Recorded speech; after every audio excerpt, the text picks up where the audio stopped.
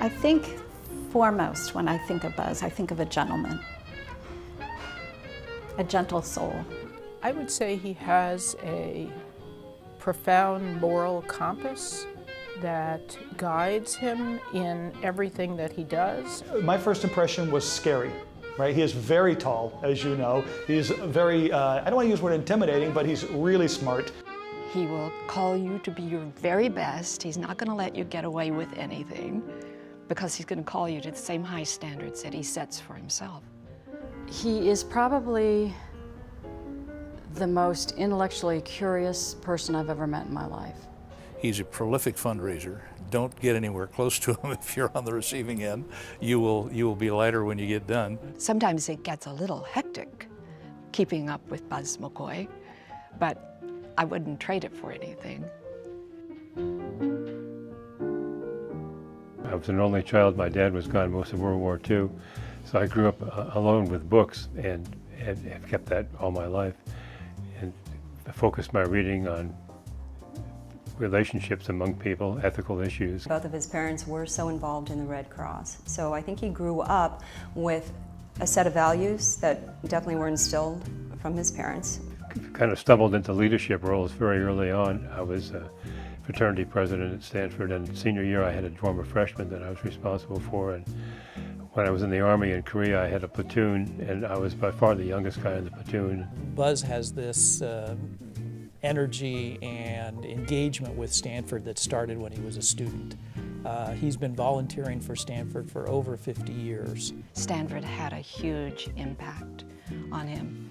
Anyone who is privileged to spend 4 years at Stanford on that beautiful campus has to come away with a greatly increased sense of appreciation for the land.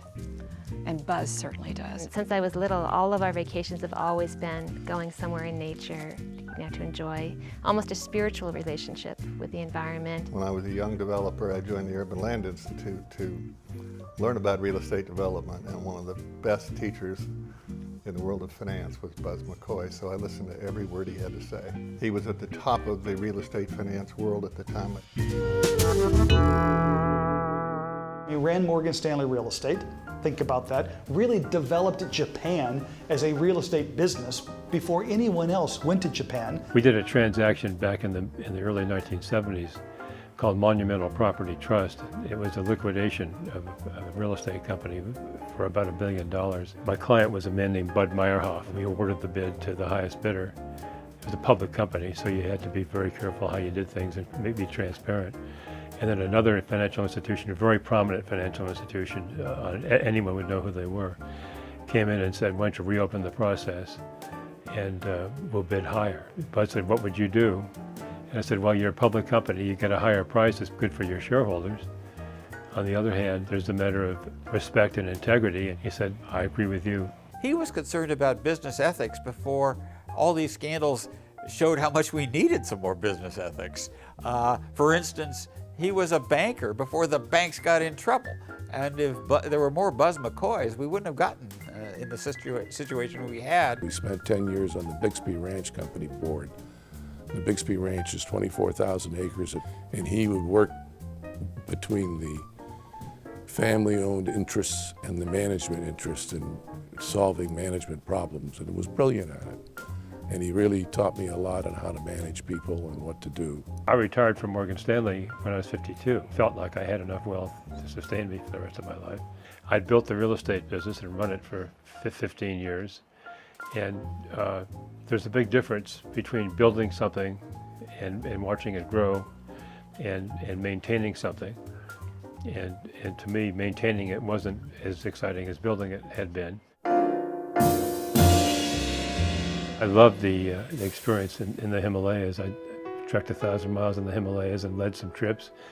And that was a dream come true because I'd always wanted to immerse myself in the wilderness. And I love the wilderness, but I also love the Buddhist culture and the religious aspects of the culture. And the Parable of the Sadhu, a paper I wrote for Harvard Business School, has held up for 35 years or so because of the depths of meaning. It's not a unidimensional situation, and it has to do with the possible death of a holy man on a high mountain pass in the Himalayas.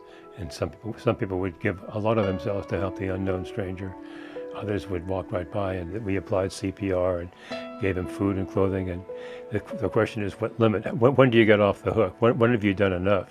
There was somebody who wanted to meet with me to talk about ethics. Well, this was unheard of. It's very unheard of at Stanford for a donor to directly, potential donor to directly contact a faculty member. He made a proposal, which is that he would give me some seed funding to see what I could do to raise the profile of ethics on the campus. And the culmination is we have a thriving ethics center, which is about to celebrate its 10th anniversary. We have a thriving undergraduate honors program in ethics and society celebrating its 25th anniversary, and the campus Senate last year passed an undergraduate requirement in ethics for every Stanford undergraduate.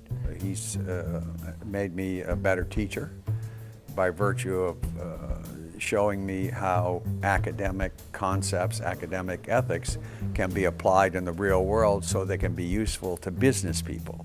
Buzz was on the board of directors for the hospital, UCLA Medical Center, and he had, because of his interest in ethics, he had a question.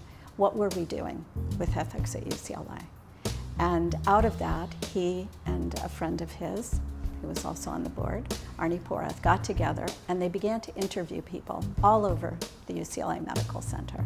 And through their efforts, not only of interviewing and putting that report together, but sticking with us for these many years, over 12 years now, helping to form the Ethics Center that is now one of the busiest consult services in the country.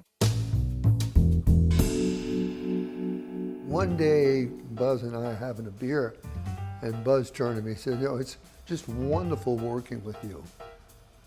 Because on all these deals, you do all the work.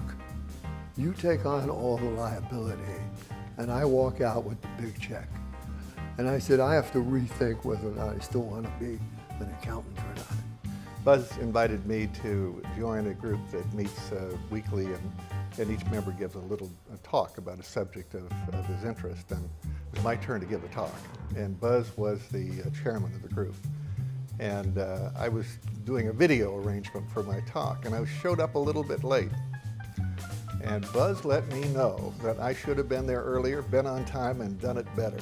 When I had been working for Buzz for 4.5 years and my first child was 9 months old, I walked into Buzz's office and said, Buzz, I can't do this anymore. Buzz immediately responded and designed for me a part-time work-at-home position. Recognizing that this was Morgan Stanley, where we expected we were on call 24/7 and Morgan Stanley always came first, Buzz was somebody who thought about women and careers long before it was fashionable to talk about diversity. We were selling Pacific Lighting Real Estate Group 7 bidders. In order to make a bid, you had to include a $1 million check. So I took the bids, wrote up the summaries, took them over to Buzz's house on a Saturday morning, handed Buzz the 7 $1 million checks. Buzz holds them in his hand, looks at me and says, Ron, I don't care how rich you are. There's something about holding $7 million in your hand that's just fun. Is that we were trekking in Nepal, and Buzz went up ahead into a village, and it was very dry and very hot, and he bought all the beer in the village, and then he resold it to the rest of us who were coming up the trail for a profit. That was Buzz. Buzz's legacy will be his example of volunteerism. Second will be a philanthropic legacy. I think a legacy is the way those of us who are close to him and who've had the real benefit of working with him, the way he has encouraged all of us to try to live up to our potential as well. I guess I'd like to be remembered as someone who was kind and considerate of other people, outwardly related, although I have a great private life, an inward life as well. Someone who is ethically sensitive, truly interested in helping others.